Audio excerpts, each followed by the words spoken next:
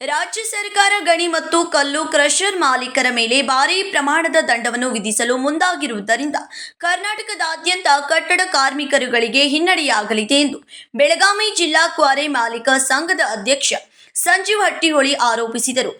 ಶುಕ್ರವಾರ ಬೆಳಗಾವಿಯಲ್ಲಿ ಸುದ್ದಿಗೋಷ್ಠಿಯಲ್ಲಿ ಮಾತನಾಡಿದವರು, ಗಣಿ ಮತ್ತು ಭೂವಿಜ್ಞಾನ ಇಲಾಖೆ ಮೈನರ್ ಮಿನಿರಲ್ ಕನ್ವೆನ್ಷನ್ ಕಾಯ್ದೆ 1994ರ ಅಡಿಯಲ್ಲಿ ಒಂದೇ ಬಾರಿ ತಿದ್ದುಪಡಿಯ ಮೂಲಕ ನಿಯಮ 44A ಅನ್ನು ಸೇರಿಸಿದೆ. 2006ರಿಂದ 7ರವರೆಗೆ ಸಾಮಾನ್ಯ ಕಟ್ಟಡ ಕಲ್ಲುಗಳು ಉತ್ಖನನ ಪೂರ್ಣಾನ್ವಯ ಮರುಪರಿಶೀಲಿಸುತ್ತಿದೆ ಎಂದರು. ಕರ್ನಾಟಕ ಮೈನರ್ ಮಿನಿರಲ್ ಕಾಯ್ದೆ 1994ರ ಜಾರಿಗೆ ಬಂದಾಗಿನಿಂದ ಗಣಿ ಗುತ್ತಿಗೆದಾರರು ಮತ್ತು ಪರವಾನಗಿದಾರರಿಗೆ ನಷ್ಟವಾಗಿದೆ ಎಂದು ದೂರಿದರು. ಕಾಂಪೋಲರ್ ಮತ್ತು ಆಡಿಟರ್ ಜನರಲ್ಲಿ ಎತ್ತುತ್ತಿರುವ ಆಡಿಟ್ ಆಕ್ಷೇಪಣೆಗಳ ನಂತರ ಗಣಿ ಮತ್ತು ಭೂವಿಜ್ಞಾನ ಇಲಾಖೆಯು ಗಣಿ ಗುತ್ತಿಗೆದಾರರು ಮತ್ತು ಪರವಾನಗಿದಾರರ ಮೇಲೆ ಕೋಟ್ಯಾಂತರ ರೂಪಾಯಿಗಳ ಪೂರ್ಣಾನ್ವಯ ದಂಡವನ್ನು ಹೇರುವ ಮೂಲಕ ಭಾರೀ ಮೊತ್ತವನ್ನು ವಸೂಲಿ ಮಾಡಲು ಪ್ರಯತ್ನಿಸುತ್ತಿದೆ. ಇಂತಹ ಕ್ರಮವು ಅತ್ಯಂತ ಅನ್ಯಾಯದಾಯಕವಾಗಿದೆ ಮತ್ತು ಎಷ್ಟು ವರ್ಷಗಳಿಂದ ಸರ್ಕಾರಿ ಇಲಾಖೆಗಳು ಅನುಸರಿಸಿಕೊಂಡು ಬಂದ ರೂಢಿಗಳಿಗೆ ಅನುಗುಣವಾಗಿ ಕಾರ್ಯನಿರ್ವಹಿಸಿದ ಕ್ವಾರೆ ಉದ್ಯಮದ ಮೇಲೆ ಆಡಳಿತಾತ್ಮಕ ಮತ್ತು ನೀತಿ ಲೋಪಗಳ ಸಂಪೂರ್ಣ ಹೊಣೆಯನ್ನ ಹೇರಲಾಗುತ್ತಿದೆ ಎಂದು ಅಸಮಾಧಾನ ವ್ಯಕ್ತಪಡಿಸಿದರು. ಪ್ರಸ್ತಾವಿತ ವಸೂಲಾತಿ ಮತ್ತು ದಂಡದ ಕ್ರಮಗಳು ಈ ಪ್ರಮುಖ ಎಂಎಸ್ಎಂಇ ವಲಯವನ್ನು ನಾಶ ಮಾಡುತ್ತಿವೆ, ಸಾವಿರಾರು ಜನರ ಜೀವನೋಪಾಯವನ್ನ ಅಪಾಯಕ್ಕೆ ಸಿಲುಕಿಸುತ್ತಿವೆ ಮತ್ತು ಇಡೀ ಕರ್ನಾಟಕದಾದ್ಯಂತ ಕಟ್ಟಡ ನಿರ್ಮಾಣ, ವಸತಿ, ರಸ್ತೆ, ನೀರಾವರಿ ಮತ್ತು ಮೂಲ ಸೌಕರ್ಯ ವಲಯಗಳ ಮೇಲೆ ಅತ್ಯಂತ ಕೆಟ್ಟ ಪರಿಣಾಮ ಬೀರುತ್ತಿವೆ. ಅನೇಕ ಕ್ವಾರೆ ಮತ್ತು ಕಲ್ಲು ಕ್ರಷರ್ ಮಾಲೀಕರು ತೀವ್ರ ಆರ್ಥಿಕ ಸಂಕಷ್ಟಕ್ಕೆ ಸಿಲುಕುತ್ತಿದ್ದು ಅವರ ವ್ಯವಹಾರಗಳ ಅಸ್ತಿತ್ವಕ್ಕೆ ಧಕ್ಕೆ ಬರಲಿದೆ. ಆದ್ದರಿಂದ ಶೀಘ್ರದಲ್ಲಿ ಪ್ರತಿಭಟನೆ ನಡೆಸಲಾಗುವುದೆಂದು ಎಚ್ಚರಿಸಿದರು. ಪ್ರಿಂಟ್ ಮತ್ತು ಟಿವಿ ಮಾಧ್ಯಮ ಬಾಂಧವರಿಗೆ ಬೆಳಗಾವಿ ಜಿಲ್ಲಾ ಕ್ವಾರಿ ಮತ್ತು स्टोन क्रेशर मालक संघದಿಂದ स्वागत. सगळ्या प्रिंट मीडिया आणि टीव्ही मीडियाचे मित्र आपणास मी स्वागत करत आहे. मी संजीव हट्टीहोळी, बेळगाव जिल्हा क्वारी मालक संघटनेचा अध्यक्ष व Karnataka union of stone crushers quarry owners असोसिएशनचा गौरव अध्यक्ष आहे. आजचं हे ಇವತ್ತಿಂದ ಈ ಪ್ರೆಸ್ ಮೀಟು ನಾವು ಕರೆಸಿರೋದಂತಂದರೆ ಈ ಸರ್ಕಾರ ನಮ್ಮ ಸ್ಟೋನ್ ಕ್ರಷಿಂಗ್ ಕ್ವಾರಿ ಓನರ್ಸ್ಗೆ ಒಂದು ಗಂಡಾಂತರ ತಂದಿದ್ದಾರೆ, ಗದಾಪ್ರಹಾರ ಮಾಡ್ತಾ ಇದ್ದಾರೆ. ಈ ಸರ್ಕಾರದ ಹತ್ರ ದುಡ್ಡು ಇಲ್ಲದ ಕಾರಣಕ್ಕೆ ಏನು ಇವರು ಫ್ರೀ ಸ್ಕೀಮ್ಸು ಆಗಿದ್ದು ಎಲ್ಲ ಮಾಡ್ತಾ ಇದ್ದಾರೆ. ಅದಕ್ಕೆ ನಮ್ಮ ಇಂಡಸ್ಟ್ರಿ ಮೇಲೆ ಒಂದು ಗದಾಪ್ರಹಾರ ಮಾಡ್ತಾ ಇದ್ದಾರೆ. ಒಂದು ಅಮೆಂಡ್ಮೆಂಟ್ ಮಾಡಿ ರೂಲ್ 44A ಅಂತ ಒಂದು ಅಮೆಂಡ್ಮೆಂಟ್ ಮಾಡಿ 20 ವರ್ಷ ಹಿಂದಿಂದು ನಮ್ಮದು ಖನಿಜ ಸಂಪತ್ತು ನಾವೇನು ಕ್ವಾರಿಂಗ್ ಮಾಡ್ತೇವೆ ಅದರ ಬಗ್ಗೆ ರೀಅಸೆಸ್ಮೆಂಟ್ ಮಾಡಲಿಕ್ಕೆ ಹೊರಟಿದ್ದಾರೆ. ಇದು 20 ವರ್ಷ ಹಿಂದಿಂದು ನಮ್ಮ audit rule 40 Karnataka minor mineral concession rule 40 ಮತ್ತು 44 ಪ್ರಕಾರ ಎವ್ರಿ ಇಯರ್ ದರ್ ವರ್ಷ ಆಡಿಟ್ ಮಾಡ್ತಾರೆ. ಅವರು ಆಡಿಟ್ ಮಾಡಿ ಡಿಮಾಂಡ್ ಕಲೆಕ್ಷನ್ ಆ್ಯಂಡ್ ಬ್ಯಾಲೆನ್ಸ್ ಅಂತ ಒಂದು ಇದನ್ನು ಮಾಡಿ ಡಿಮಾಂಡ್ ನೋಟಿಸು ಸರ್ವ್ ಮಾಡ್ತಾರೆ. ಅದನ್ನು ವರ್ಷ ನಾವು ಅದನ್ನೇ ಅಮೌಂಟ್ ಕಟ್ಕೊತಾನೆ ಬಂದಿದ್ದೇವೆ. ಸೊ ಎಲ್ಲ ಇಷ್ಟೊಂದು 20-25 ವರ್ಷ ಏನು ನಾವು ಗಣಿಗಾರಿಕೆ ಮಾಡಿದ್ದೇವೆ, ವರ್ಷ ಆಡಿಟ್ ಮಾಡಿಕೊಂಡು ಲೆಕ್ಕ ತಪಾಸಣೆ ಮಾಡಿಕೊಂಡು ಡಿಮಾಂಡ್ ರೇಸ್ ಮಾಡಿದ್ದು ಕಟ್ಕೋತಾ ಬಂದಿದ್ದೇವೆ. ಆದರೆ ಇವಾಗೇ ಒಂದು ಅಮೆಂಡ್ಮೆಂಟ್ ತಂದು ರೆಸ್ಟ್ರೋಸ್ಪೆಕ್ಟಿವ್ 20 ವರ್ಷ ಹಿಂದಿಂದು ಮತ್ತೆ ಎಲ್ಲ ಲೆಕ್ಕ ತಪಾಸಣೆ ಈಗ ಡ್ರೋನ್ ಮುಖಾಂತರ ನಾವು ಈಗಿಂದು ಸಿಸ್ಟಮು ಮೆಜರ್ಮೆಂಟ್ ಮಾಡಿ ಈಗ ನಾವು 20 ವರ್ಷ ಹಿಂದಿಂದು ನಾವು ಎಲ್ಲ ಎಕ್ಸೆಸ್ ಎಕ್ಸ್ಟ್ರಾಕ್ಷನ್ ಆಗಿದ್ದು ನಾವು ಈಗ ಈಗಿನ ರೇಟ್ ಪ್ರಕಾರ ದಂಡ ಹಾಕಲಿಕ್ಕೆ ಹೊಂದಿದ್ದಾರೆ. ಅಂದರೆ 70 ರೂಪಾಯಿ ಮತ್ತು 140 ರೂಪಾಯಿ. ನಾವು ಈ ಉದ್ಯಮ ಚಾಲೂ ಮಾಡಿದಾಗ ರಾಯಲ್ಟಿ 10 ರೂಪಾಯಿ ಕೂಡ ಇತ್ತು, 15 ರೂಪಾಯಿ ಕೂಡ ಇತ್ತು, ಆಮೇಲೆ 30 ರೂಪಾಯಿ. ಆದರೆ ಇವಾಗ 70 ರೂಪಾಯಿ ಮತ್ತು 140 ರೂಪಾಯಿ ಪ್ರಕಾರ ಹಳೆಯದನ್ನೆಲ್ಲ ಈಗ ತೆಗೆದು ನೀವು ಹೆಚ್ಚಿಗೆ ತೆಗ್ದಿರಿ ಅಂತ ಹೇಳಿ ಈಗ ನಮ್ಮ ಮೇಲೆ ಗದಾಪ್ರಹಾರ ಮಾಡ್ತಾ ಇದ್ದಾರೆ. ಇದರಲ್ಲಿ ಏನಾಗಿದೆ ಅಂತಂದರೆ, ನಮ್ಮ ಏನು ಈ ರಾಜ್ಯದಲ್ಲಿ ಕಡಿ ಏನು ಉತ್ಪಾದನೆ ಆಗುತ್ತೆ, ಇದಕ್ಕೆ ಟೆಕ್ನಿಕಲ್ ಟರ್ಮ್ ಅಂದರೆ ಸ್ಟೋನ್ ಅಗ್ರಿಗೇಟ್ಸ್ ಅಂತಾರೆ, ಇಂಜಿನಿಯರ್ಸ್ ಅಗ್ರಿಗೇಟ್ಸ್ ಅಂತಾರೆ, ಬೆಂಗಳೂರು ಸೈಡ್ ಸ್ಟೋನ್ ಜಲ್ಲಿ ಅಂತಾರೆ, ನಮ್ಮ ಸೈಡ್ ಕಡಿ ಅಂತಾರೆ, ಮರಾಠಿನ ಕಡಿ ಅಂತಾರೆ, ಅಥವಾ ನಾರ್ತ್ ಕಡೆ ಕಂಕರ್ ಅಂತಾರೆ. ಇದೆಲ್ಲ ಒಂದಷ್ಟು ಕ್ರಸ್ಟ್ ಅಗ್ರಿಗೇಟ್ಸು. ಇದು ನಾವು ಮಾಡ್ಕೋತಾ ಬಂದಿದ್ದೇವೆ, ವರ್ಷ ಲೆಕ್ಕ ತಪಾಸಣೆ ಮಾಡ್ಕೋತಾ ಬಂದಿದ್ದೇವೆ. ಆದರೆ ಈಗ 20 ವರ್ಷ ಹಿಂದಿಂದು ಕಾರಣ ಮಾಡಿ ಇದರಲ್ಲಿ ಈ ಮಟೀರಿಯಲ್ ಹೆಚ್ಚಿಗೆ ಯೂಸ್ ಆಗ್ತಾ ಇರೋದು, ಅಂದರೆ ಬಳಕೆ ಆಗ್ತಾ ಇರೋದು ಸರ್ಕಾರಿ ಕಾಮಗಾರಿಗೆ.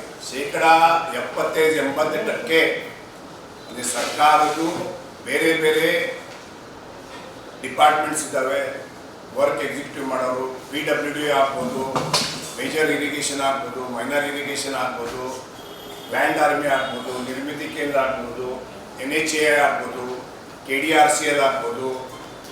ಈ ರೀತಿ ಅನೇಕ 150 ಮೇಲೆ ಬೇರೆ ಬೇರೆ ಇಲಾಖೆಗಳು ಇದ್ದಾವೆ. ಆ ಸರ್ಕಾರಿ ಕಾಮಗಾರಕ್ಕೆ 75-80% ಎಲ್ಲ ಉತ್ಪಾದನೆ ಸರ್ಕಾರಿ ಕಾಮಗಾರಕ್ಕೆ ಹೋಗುತ್ತೆ.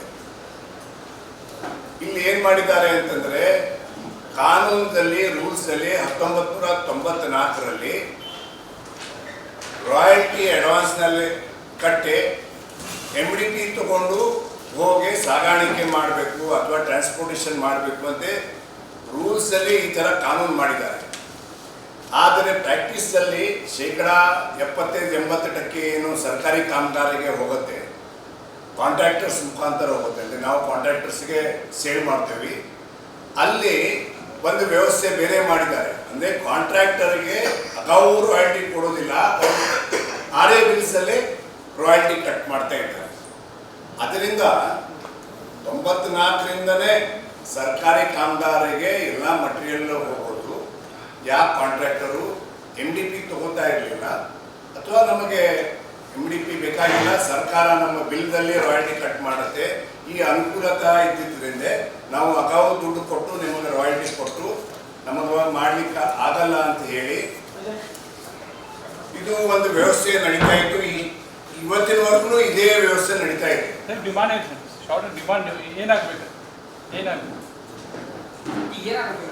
ಸರ್, ಈಗ ಏನಾಗಿದೆ ಅಂತಂದ್ರೆ 70% ಸರ್ಕಾರಿ ಕಾಮಗಾರಿಗೆ ರಾಯಲ್ಟಿ ಕಾಂಟ್ರಾಕ್ಟರ್ ವತಿಯಿಂದ ಕಟ್ ಆಗಿದೆ. ಅದರ ರೂಲ್ಸಲ್ಲಿ ಅಡ್ವಾನ್ಸಲ್ಲಿ ಕಟ್ಟಬೇಕಂತ ಈಗ ಇವರು ಹಿಂದೋಗಿ 20 ವರ್ಷದಿಂದ ಏನು ನಾವು ಸರ್ಕಾರಿ ಕಾಮಗಾರಿಗೆ ಏನು ಕೊಟ್ಟಿದ್ದೇವೆ ಅದರದ್ದೆಲ್ಲ ಲೆಕ್ಕ ತಪಾಸಣೆ ಮಾಡಿ ಈಗ ನಾವು ನಿಮಗೆ ದಂಡ ಹಾಕ್ತೀವಿ ಅಂತೇಳಿ ಕೋಟಿ ಕಟ್ಟಲೆ ನಮ್ಗೆ ದಂಡ ಅಂತ ತಂದಿದ್ದಾರೆ. ಇದರಿಂದ ನಮ್ಮ ನಡಾನೆ ಮುರಿದು ನಮಗೆ ಬೀದಿಗೆ ತರೋ ಪರಿಸ್ಥಿತಿ ತರ್ತಾ ಇದ್ದಾರೆ. ಇದು ಎದಕ್ಕೆ ಅಂತಂದರೆ ಅವ್ರಿಗೆ ದುಡ್ಡು ಬೇಕು, ಹಾಗಾದರೆ ಮಾಡಿ ಅವ್ರಿಗೆ ದುಡ್ಡು ಬೇಕು ಅಂತ ಇದು ಈ ಥರ ನಮ್ಮ ಏನು ಹೇಳ್ತಾ ಇದ್ರಿ ಗೊತ್ತಾಗ್ತಾ ಇಲ್ಲ. ಇವಾಗ ರಾಯಲ್ಟಿ ಹಾಕಿದ್ದನ್ನ ಅವರು ಇನ್ವೆಸ್ಟಿಗೇಷನ್ ಮಾಡ್ತಾ ಇದ್ದಾರೆ, ವೆರಿಫಿಕೇಶನ್ ಮಾಡ್ತಾ ಇದ್ದಾರೆ. ಏನು ಅಂತ ಸ್ಪಷ್ಟವಾಗಿ ಇದರಲ್ಲಿ ಕನ್ನಡ, ಮರಾಠಿ ಮತ್ತು ಇಂಗ್ಲಿಷ್ ಇದರಲ್ಲೇ ಪ್ರೆಸ್